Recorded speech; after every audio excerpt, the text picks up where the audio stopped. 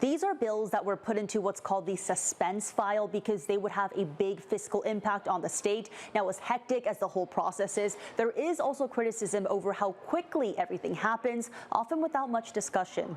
The motion is due pass. It's suspense day at the state capitol. The two committees in the legislature that consider the fiscal effects of bills, they are voting on 850 bills. In the span of just a few hours, 293 bills in the Assembly Appropriations Committee and 561 bills in the Senate Appropriations Committee face their fate Thursday.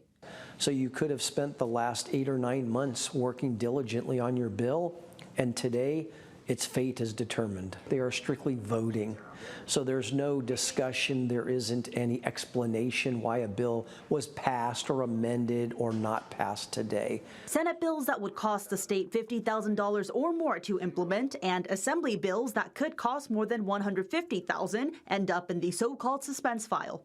Those that make it out will be voted on in the Senate or Assembly floor, and if they pass there, they head to the governor's desk where he will sign them into law or veto. Every year, there's a disproportionate number of Democratic bills that get to the fiscal committee and that ultimately pass. Some bills ABC 10 has been tracking made it out of the suspense file. Assembly Bill 1709 would prevent social media platforms from serving addictive features to kids under 16. It would also create an e-safety advisory commission. And a slew of anti-immigration enforcement bills introduced earlier this year by Democrats advanced, including a bill to prevent state-owned property like state buildings, parking lots, garages from being used for immigration enforcement purposes. Another bill would impose a 50% annual state tax on the gross receipts of any private detention facility contracting with ICE. And a contentious bill to restrict local, state, and federal law enforcement officials from wearing face coverings also advanced. Several bills tackling artificial intelligence are also advancing, including 3 bills to expand child protection in using companion chatbots, and another to prevent bots from being used as therapists.